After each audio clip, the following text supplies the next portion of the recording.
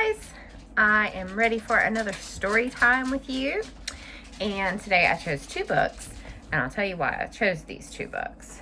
My poor dog Bo got hurt yesterday, and we were playing with some toys, and I threw a toy for him, and he jumped up really high to get it, and he fell on his back and hurt his back, and so he's just kind of sad and just needs to lay down and be still and be by himself. So I chose two books that made me think of Bo. One is called I Want a Dog, because he's a dog. And the other one is called Leave Me Alone, because that's what he feels like right now. With the other dogs especially. He says, leave me alone. So let's see. Which one should we read first? Leave me alone. I think I'm going to start with I Want a Dog.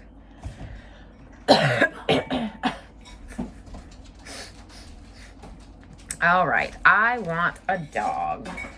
Raise your hand if you have a dog at home already. I have a lot of them.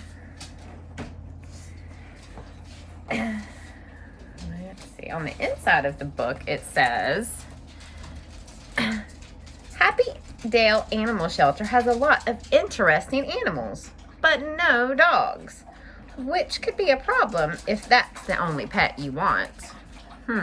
Let's see.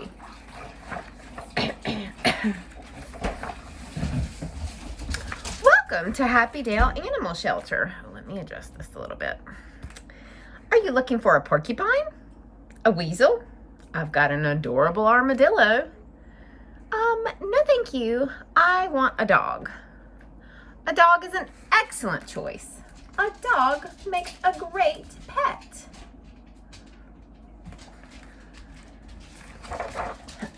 But wouldn't you prefer this awesome anteater? No. I mean, if you had a lot of ants at your house, that would be a good pet.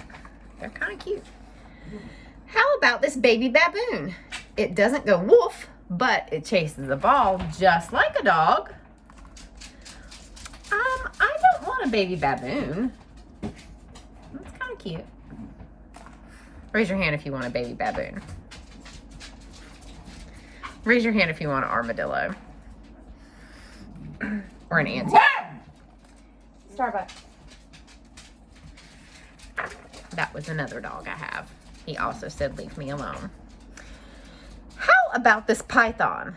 It doesn't have legs, but it slithers over when you call it. I don't want a python. Raise your hand if you want a python. Not me.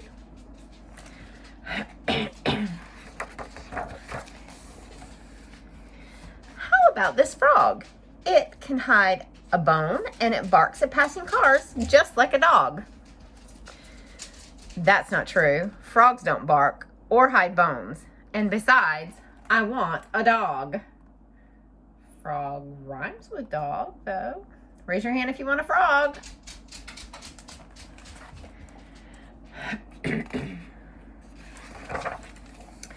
Look what I found. A goldfish. It wags its tail and it knows how to play dead. Just like a dog. Oh no, I think it is dead. Mister, that goldfish is not playing dead. It really is dead. Oh no. Raise your hand if you want a dead goldfish. No. I'm sorry, I didn't mean to bring you a dead goldfish. That's okay. I don't want a goldfish. I want a dog. Very well, right here. I'll get the dog. I don't know if I believe he even has a dog. This guy seems sketchy. Here is the dog. Mister, this is not a dog. This is a lizard dressed up as a dog. Yes, you're right, but you could train it to go woof.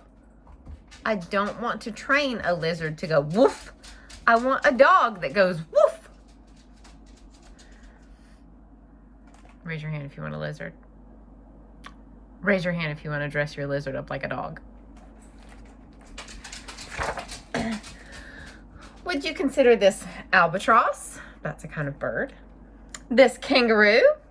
This darling wombat? No, no, no, and no. Excuse me, mister. I have one simple question. Do you even have a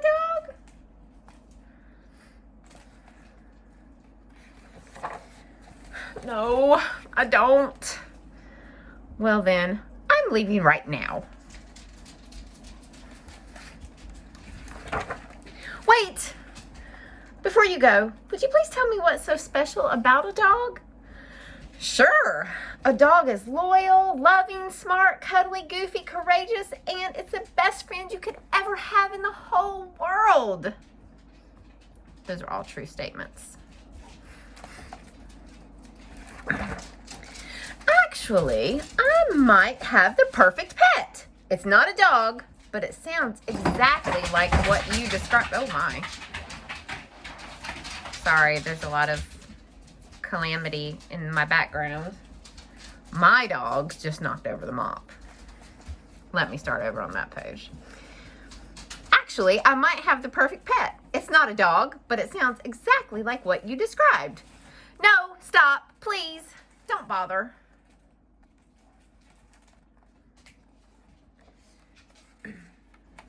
Wonder what he's got. What do you guys think? What do you think it's gonna be? This is Lucinda. She eats 20 pounds of fish every day and needs to swim in at least 3,000 cubic feet of salt water. So, what do you think? Raise your hand if you want a seal. That's kind of cool. But I do not have 3,000 cubic feet of salt water. She can maybe swim in my bathtub, though. I do have a big bathtub. I'll take her. Oh, she did want her. Oh, she is like a dog. How cute. Wow.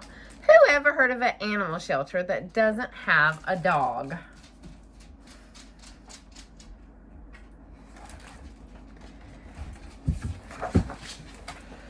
But that's okay. Dogs are overrated. Now they're swimming in their pool together. Her and Lucinda, the seal. I love it. The end. That was really cute. Oh, I think my dogs have all finally calmed down now so I can read this last book. I thought I was going to have to pause. A lot of ruckus. Okay. This next book is called Leave Me Alone. Look how big those words are. Those letters are all capital letters and there's an exclamation point. That means you say it loud. Leave me alone! Let's see. Wonder why she wants to be left alone. She looks kind of grumpy. Oh, but here she looks kind of sweet. Once there was an old woman. She lived in a small village in a small house. She looks happy.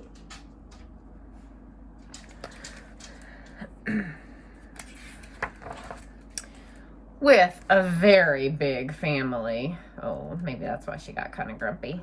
That house does look a little bit chaotic and crowded.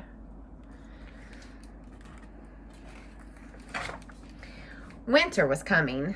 That meant she had some very important knitting to do. But it wasn't getting done. I wonder what she was going to knit. Do any of you have a grandma or person in your family that likes to knit and maybe knits you hats or sweaters or mittens? Her grandchildren were very curious about her knitting. Were you supposed to hit the ball with a stick?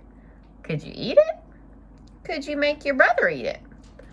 Why did the ball get smaller and smaller as you chased it? Oh my goodness, they're just unrolling all of her balls of yarn, making a huge mess of everything.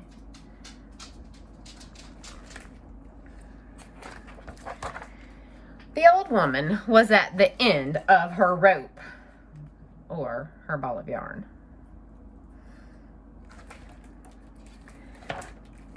So she made her bed as neatly as she could. She swept the floorboards until they were more or less shown. She drank tea from her samovar. I'll have to look up what that is after we get done reading this book. She packed up her things in a big sack, and as she left, she shouted back, What do you think she's going to shout at them? I bet you guys know. Say it with me. Leave me alone!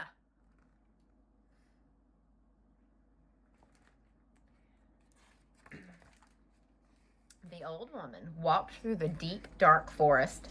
She made a fire so that she could see what she was doing. Then she sat down and began to knit. Oh, that seems like a perfect place to sit and knit. In the forest by a campfire? I want to do that. The bear family was very curious about the light from her fire and about what she might taste like. Uh-oh.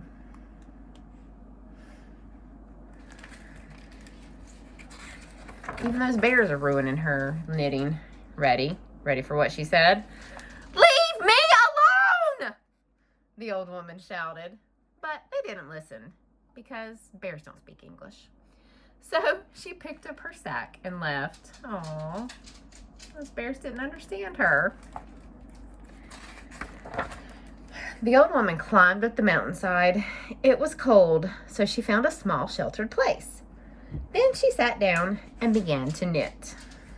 Now there's goats. The mountain goats were excited to have a visitor, especially one that brought snacks. Oh goodness, now those goats are eating all her balls of yarn. Goats will eat anything. I had a goat one time that ate an earring just like this. Snatched it right out of my ear. Ready? Leave me alone! The old woman shouted. But the goats were too busy fighting over the red ones, which they all agreed were the best. So she picked up her sack and left.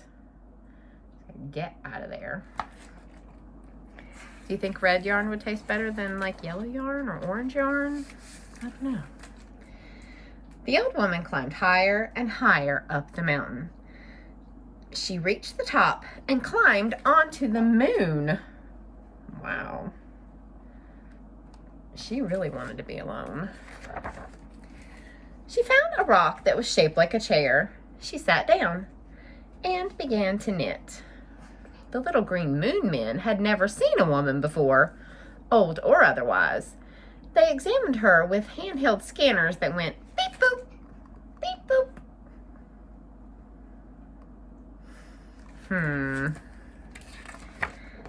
Ready? Leave me alone! The old woman shouted. But the little green moon men couldn't hear her because they didn't have any ears. So she picked up her sack and left through a wormhole. Henry, this book's for you.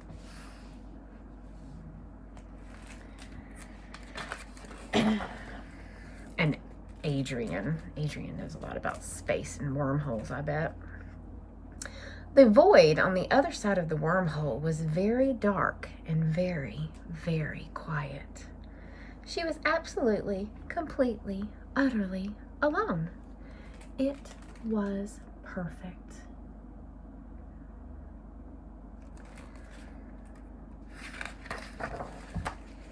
Soon she had no more yarn and 30 little sweaters. And she was alone.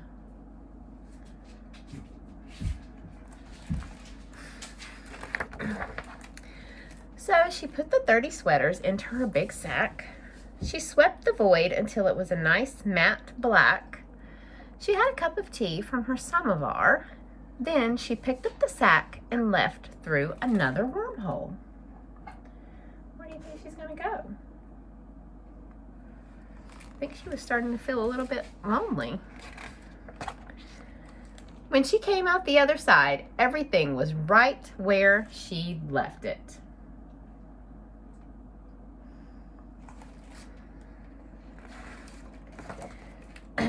And she didn't say a word. She was so happy to be back with all of her grandchildren. The end. So even though she wanted some time alone, she still loved all of her grandchildren and wanted very much to be with them. That was a sweet story. Now, I am going to look up what a samovar is. I don't know that I've ever heard of that before. Let me see if I can look it up right here. Let's see. I'll use my other Google. Nope. guess I could have just asked my Google, but I'm not sure if I'm even saying it right. S-A-M-O-V-A-R.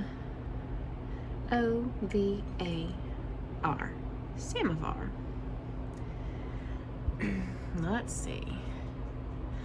Google tells me, I know who would know this, that is a Russian word, and it is a highly decorated tea or urn used in Russia. So it would be what you would have your tea inside of, your big tea pitcher that you would use to pour instead of like a teapot, maybe.